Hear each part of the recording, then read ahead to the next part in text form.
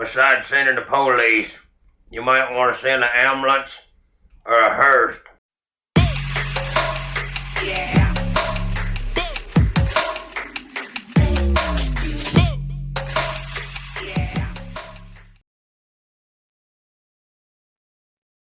Hello, Billy Ho here. Week 15 DraftKings Sunday main slate video. We're going to go over some injuries. Weather looks okay. I'm not going to touch on weather that much. A few mentions. Stacks, injury updates. We're going to go over some of them right now. And then you can watch, if you're on YouTube, watching on your Roku or whatever, you can look at the ticker tape going across the top. It'll tell you more some of the injuries we're covering and whatnot, but I'm going to go over them verbally. So, because I'm grand verbalizer, what time is it? Anyway, shout out Squirrel Man. Holler to the Discord. Good job this week, fellas. Now, injuries. We're looking at quarterbacks. Mike White is out. Obviously, you heard that. Kenny Pickett, doubtful. Maybe Trubisky. They're trying to push for Mason Rudolph, which I would probably rather see start than Trubisky. Mason Rudolph's filled in before and done all right. Russell Wilson, questionable, might not play. He's in the protocol.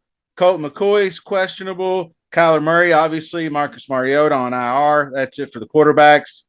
That probably changes things. The biggest one was probably Mike White because he was a pretty popular game stack at home versus the Lions.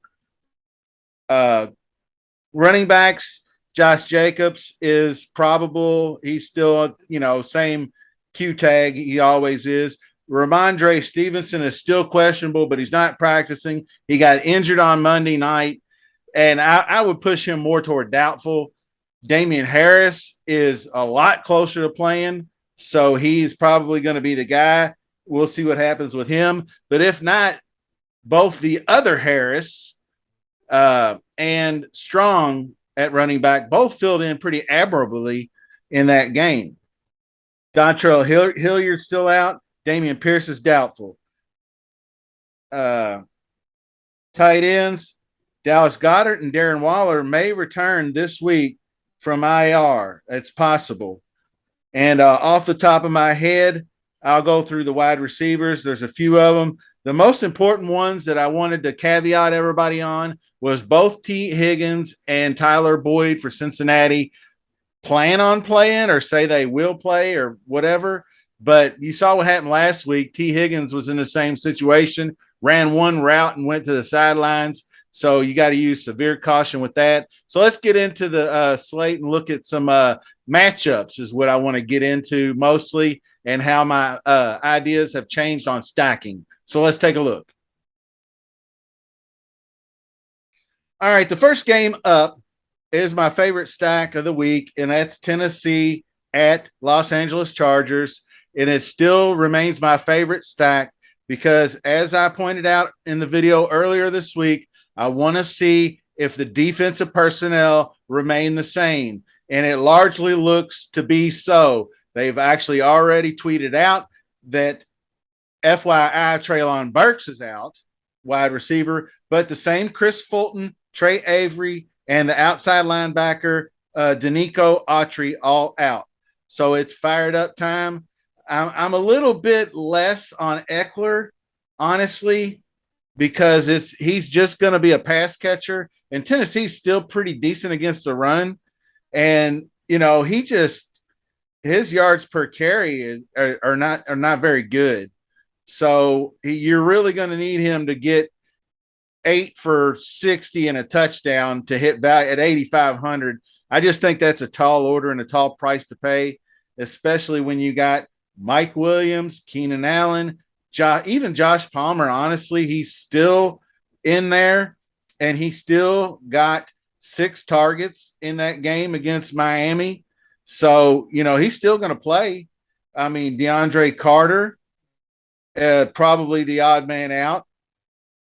And so then when it comes to Tennessee's wide receivers, I'm probably not going to mess with any of them.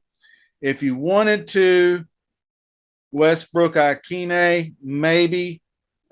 Woods he's just an extra blocker because their offensive line is not very good. He's just like an additional offensive lineman, in my opinion. Now, both tight ends are in play. Okonkwo forever came through for me last week, but it was the point, as Joey from Friends says, was moo, like a cow's opinion. And Gerald Everett might be the same blueprint that Ingram got there on last week. I don't know. He is expensive at 4,300, so that's kind of a contrarian type stack because most everybody is going to stack Herbert, Allen, and Williams. Bet. And maybe Palmer, you could try to mix and match or whatever. But that's where we're at with this game. So I am definitely game number one stack. Stack number one, QB1 is Herbert for me. So the next game I wanted to discuss was a game I think that's actually kind of going overlooked, but it shouldn't be. I don't know why. It was probably the last 5 weeks or however many weeks you want to count up. The best two damn especially rushing quarterbacks, obviously. They're up there in price, but Hurts and Fields are both threats for 100-yard bonus, and Hurts is more of your traditional quarterback passer, so he's the 8,200 guy. He's the dude that can throw for 380 and 3 and still run for 1 and still get 157 yards on the ground and throw for 2 or 3 touchdowns. He's that dude. So he's going to be stackable, and his rushing upside will be there against the Bears because they give it up on the ground. Fields, I think they can still at home. Weather, FYI, looks pretty good. It's not going to be uber cold, and the wind's typical Chicago 12-mile-an-hour, wind or whatnot. But Fields seems much more healthy now. Only the one game off, and then he got the bye week, so he's coming off the bye. 254, he just didn't get a touchdown pass, but he had 71 in a tug, 21 points, 7,400. You pair him with Komet and then run it back with Sanders, and then you're contrarian. That's a bet for me. That's probably one single stack. I will say rushing quarterbacks are normally single stack plays for me. So if I stack Hurts, I'm making 2 lineups. I'm doing one AJ Brown and one Devonta Smith. A, because rushing quarterbacks don't always bring 2 guys with them, although Hurts can.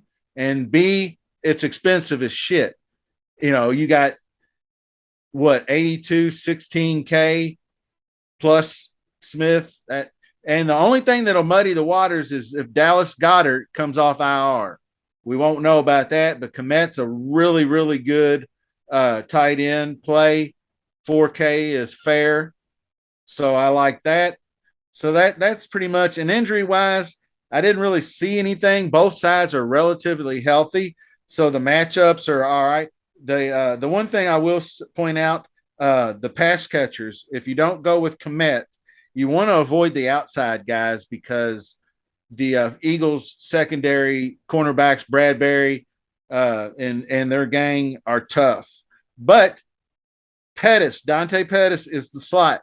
So he might be a low-key guy to look at because Claypool's questionable and he may not play. He's got a knee. He still hasn't practiced.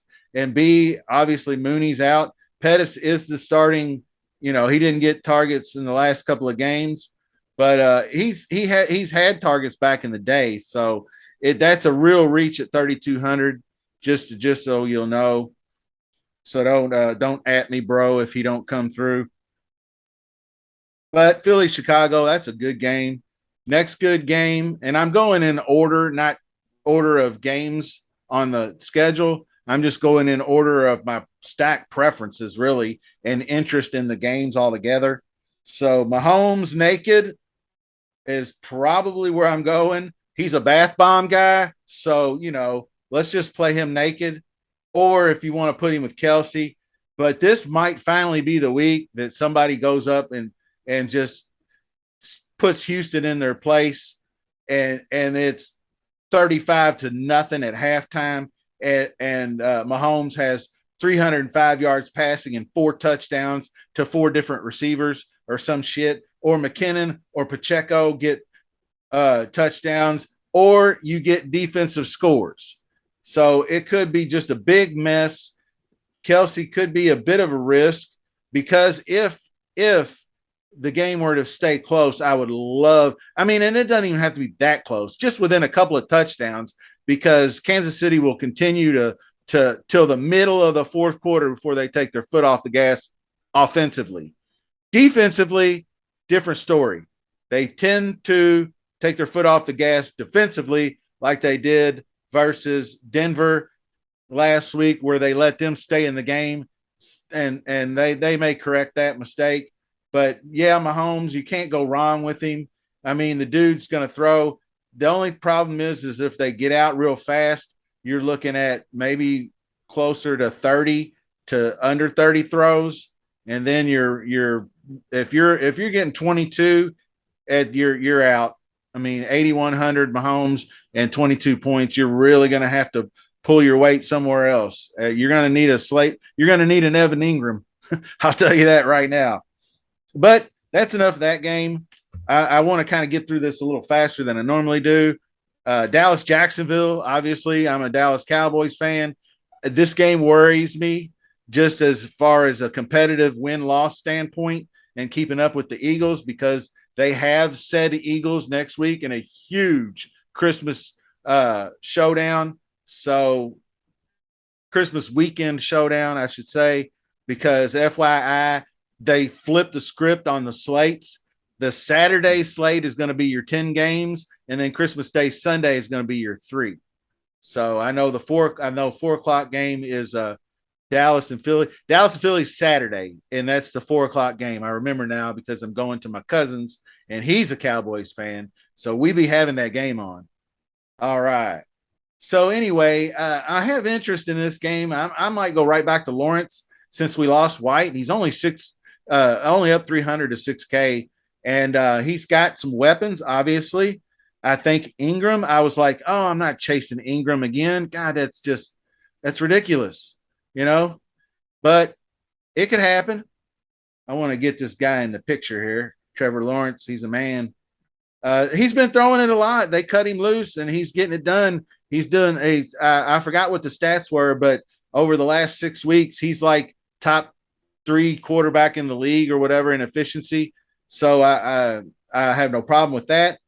The problem is Dallas' secondary is a bit banged up. That's where I was getting into injuries. Diggs is probably going to shadow Zay Jones, so I'm not going to have as much exposure to Zay Jones. Deron Bland, I believe is his name, might cover Kirk in the slot and or Ingram. So he might, because Ingram is just like a slot receiver almost anyway. So he's going to have their hands full with both of those guys. So that's why I like the Kirk and Ingram. Instead of Zay Jones and Ingram, I think it's T-Law, Kirk and Ingram. So there was some injuries. Anthony Brown for Dallas on IR. They picked up a couple of not so hot second round cornerbacks that got cut loose from the Raiders and another team. So maybe they come through. I mean, they were second round picks for a reason. So somebody thought they had talent. Dallas run game I like this week. Jacksonville linebackers are banged up. The pass catchers are in play too. Jacksonville has a decent pass rush, and they can get to the quarterback and cause some problems. The one thing I do know is Dak. Sometimes I just don't trust him. They're on the road. I don't trust the Dallas Cowboys as a team not to shoot themselves in the foot like they did last week with a muff punt and an interception, short fields, easy touchdowns, and they could be down 17-3 with 2 early turnovers and, shit like that. But Lamb, Gallup, Schultz, and low-key play Noah Brown in the slot. I like that. Noah Brown gets a ton of snaps. He gets looks in the slot. And if Dak is under pressure, then he's probably going to be looking to go shorter to guys like Schultz and Noah Brown. And so that's about it for that game. And the next game I wanted to get to is Cincinnati-Tampa. We're going to jump down here and take care of this game right quick. Burrow or not. I'm still up in the air on that a little bit. Chase is a lock if you play Burrow with a stack. or Chase can be a one-off. I would honestly rather see, I warned you about T. Higgins and Tyler Boyd. I would honestly rather see them get ruled out if the other wide receivers are healthy. I saw that Trent Taylor, he looked pretty good. I know he only had one catch for 34 yards, but he had another toe tapping catch going out of bounds that was beautiful. And I think he had another one called back on penalty. But he's going to get a lot more slot. He's going to get the slot work where Boyd was, so he'd be the guy. And if Higgins misses, the Trent's Irwin, he's the one that caught the flea flicker 45-yarder from Burrow last week. That dude can get down the field too, and he's cheap. So, and he's healthy. So if T does miss, Irwin, that's a Chase Irwin. That's a really good stack. And also, doubtful is Hayden Hurst. And that brings in my man Wilcox, who almost got me there. He had one called back. He had about a 20-yarder called back on a penalty. So that would have been another. He would have had 5, which ain't great, but I think they're going to get him more involved in the offense this week. So that looks pretty good to me. And on the other side, I'm not feeling Brady, but Godwin Evans, Kate Otten, you can throw on Cincinnati a little bit, I do believe. And it might be just because they're leading games and they get out early, but KC and they throw the ball all the time. But I mean, Tennessee threw for 281, 249, 211. Then you got your rushing yards. You see they're pretty stingy. Of course, Cleveland, that was that one anomaly game, and 228. That was that one crazy shootout. I think with your boy had 3 touchdown runs or some shit. But they can throw. You can throw on the Bengals defense, and Brady looking a little bit old this year for reals. So I'm not going to play him at quarterback, but I do count on him. I don't like the running backs because of the defense of Cincinnati, pretty solid against the run. I don't like the running backs on either side really, but I think that the Bucks defense, they got destroyed last Sunday by Brock Purdy and company from the 49ers. I think they bounced back. They're at home against Cincinnati. Cincinnati has been rock solid at home, but we'll see what happens when they get back on the road. And just taking a quick look at their schedule, 2 straight home games, and then they grinded out 2 on the road against weak teams, in my opinion. Blew out Carolina, got blown out at Cleveland. So you see where I'm going. So I give Tampa Bay a shot, and I think this hopefully is Mike Evans' week because I need him in fantasy. But that's it for that game. So let's get on. Atlanta, New Orleans. I'm going to jump back up here. This was a game that I think is pretty simplified. I didn't see any really super injuries that were bothersome to me on the defensive side and matchups wise. I might dig a little deeper, but this, if you want to play Andy Dalton, he's at home versus Atlanta's defense, which is weak, going against a rookie quarterback who was probably going to be 3 and out in the whole first quarter. I could see some 3 and outs if he ain't going to come out of the gate firing. But obviously, people like Kamara. The 2 guys you can stack are Olave and Kamara. But what I would do is, since Kamara's 68, Olave 65, and that's really not that expensive. You could still do them 2 together. But I love this dude down here, Shaheed. He gets plenty of snaps, and Dalton likes him. He gets down the field, and he is, I believe, I think he is the slot guy. I can't recall off the top of my head, but I like him at 3,200. So you could do a Olave and Shaheed stack if you think. And then the only problem is the fly in the ointment down here, Taysom Hill, who could cause us some problems. But other than him jacking touchdowns, that I feel like New Orleans should win this game going away, but they've shown that they can't do very well at that either. So That's what there you are. What the record says you are, as Bill Parcells used to say. So that's really it for like the. Oh yes, I actually wanted to talk Detroit and the Jets. Okay, Mike White is out. Everybody's going to bail on this stack. I'm going to make a case as devil's advocate as for Zach Wilson at home against Detroit. He has had games where he's thrown against New England 355, 2 touchdowns. I mean, he can get you 20, 25 yards on the ground. He's been benched for the last few weeks. Sometimes these young quarterbacks sit on the field and watch it, and they see things that they see what they're doing wrong. I'm not saying he will, but he can get you 22 at 5,100, 20. So he's capable of getting, if he can just get to 20. And the other thing I want to say in his to make his case is he's got the running back Knight and Carter to dump it off to. They're both solid. Wide receiver Garrett Wilson is probably much better than he was, I'd say, than he was when Wilson was quarterback, and they were playing defenses like Denver and Green Bay secondary, and, they were struggling against Cincinnati and others. And now they've got Detroit at home. So Garrett Wilson, Corey Davis is out, FYI. Chark is going to get sauce.